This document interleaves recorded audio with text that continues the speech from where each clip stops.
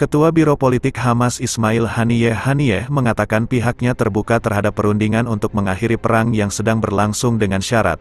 Haniyeh bersikeras, bila damai nanti, kesepakatan pasca perang harus melibatkan kelompok Hamas untuk mengatur pemerintahan di Palestina. Setiap pengaturan di Gaza atau Palestina tanpa Hamas atau faksi perlawanan adalah sebuah hayalan, kata Haniyeh dalam pidatonya di televisi, dikutip dari Times of Israel, Minggu, tanggal 17 Desember tahun 2023, dia mengatakan Hamas siap melakukan pembicaraan yang dapat mengarah pada jalur politik yang menjamin hak rakyat Palestina atas negara merdeka mereka dengan Yerusalem sebagai ibu kotanya.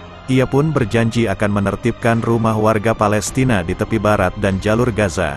Namun, dia tidak menyebutkan negara Israel yang hidup berdampingan dengan negara Palestina. Hamas secara terbuka menginginkan kehancuran Israel dan berjanji akan melakukan serangan serupa seperti yang dilakukan pada tanggal 7 Oktober hingga hal ini tercapai. Netanyahu kasih sinyal negosiasi baru. Sementara itu, Perdana Menteri Israel Benyamin Netanyahu memberikan isyarat negosiasi baru dengan Hamas, khususnya, negosiasi mengenai pembebasan para sandera Israel yang ditahan oleh Hamas.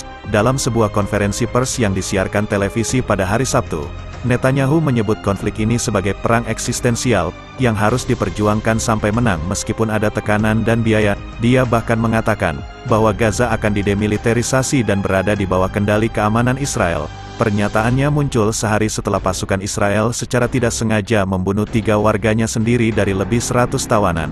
Netanyahu mengatakan bahwa serangan Israel di Gaza telah membantu tercapainya kesepakatan pembebasan sebagian tawanan pada bulan November dan berjanji untuk mempertahankan tekanan militer yang kuat terhadap Hamas. Instruksi yang saya berikan kepada tim negosiasi didasarkan pada tekanan ini, yang tampaknya kita tidak akan mendapatkan apa-apa, kata Netanyahu mengutip Al Jazeera.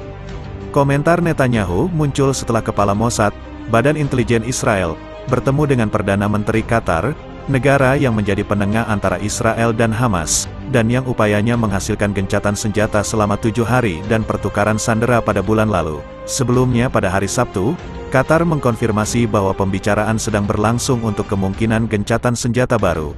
Kami memiliki kritik serius terhadap Qatar, namun saat ini kami sedang berusaha untuk menyelesaikan pemulihan para sandera kami. Katanya, sebuah pernyataan Hamas kemudian mengatakan bahwa kelompok tersebut menegaskan posisinya untuk tidak membuka negosiasi untuk pertukaran tahanan kecuali agresi terhadap rakyat kami berhenti untuk selamanya. Gerakan ini menyampaikan posisi ini kepada semua mediator.